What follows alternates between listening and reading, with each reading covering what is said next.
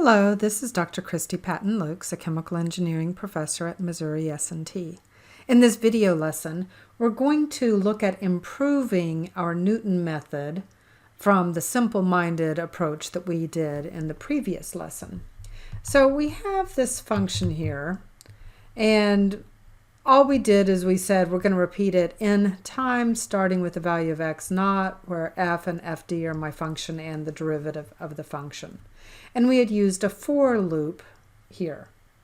What we want to do this time is improve this. So I'm going to change the name to Newton improved. And instead of n, I'm going to put in a tolerance. Now at this stage, I want to do a save as Newton improved. Okay. So Newton improved. Something I haven't shown you to do so far is to enter comments.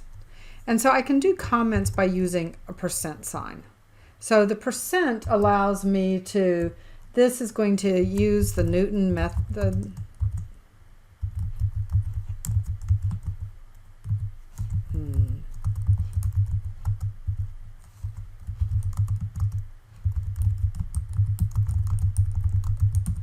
So this is doing the Newton-Raphson method, but it's doing it with a tolerance or an error check.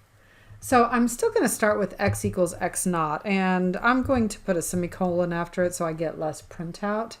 But what I want to do now is I'm going to look at my value of y, because the value of y, or the absolute value of the value of y, is really my absolute error, right? I'm looking for where this is 0, so the number that I have is how far away it is from 0. So y equals f of x.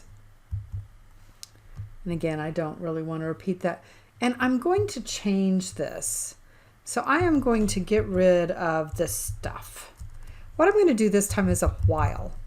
All right, so we've done whiles in other programming classes.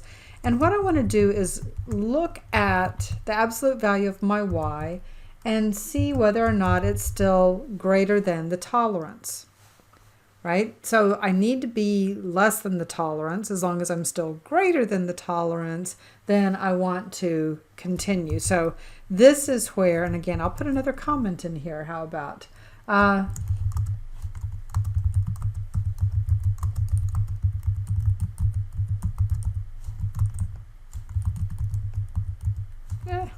Reached. Okay.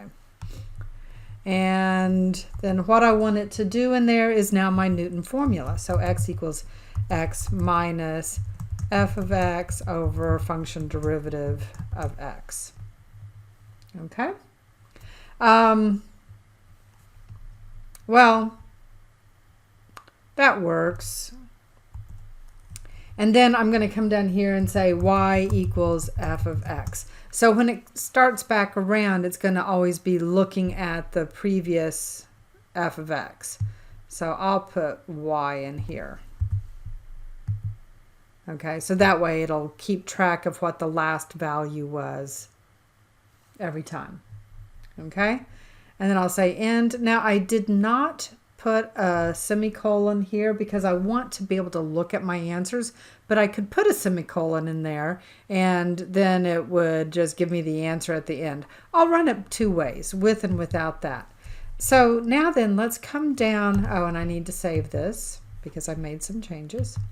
And I'm going to come down and I'm going to enter my function. So function equals,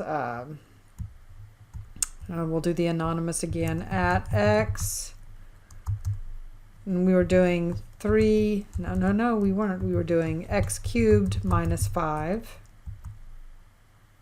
okay, and derive equals at x, let me make this so you can read it better, at x 3 times x squared, and I don't want to return.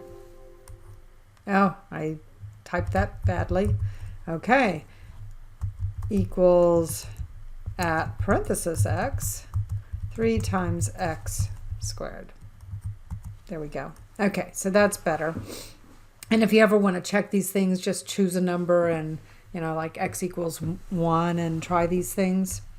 So now that I want to run Newton improved, okay, I need to put in my function, my derivative, my starting value, and then my tolerance. So 0 point, and I could do 1e something, 0, 0, 0, 1. Okay? And it's showing me each time what the y is, and so forth. Now let's look at this file again, because I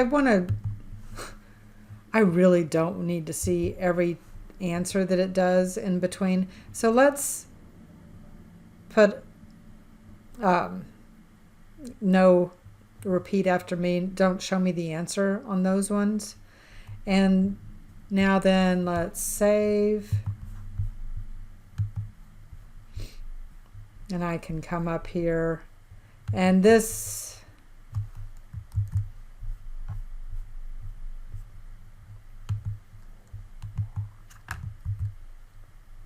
and run. And so now then it's just only showing me the y's.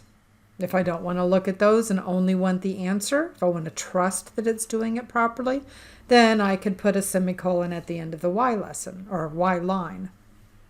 Okay, so that concludes this lesson. So we now have our first programs written, and we're having it make some value judgments for us using a while, and we're doing looping with the ifs.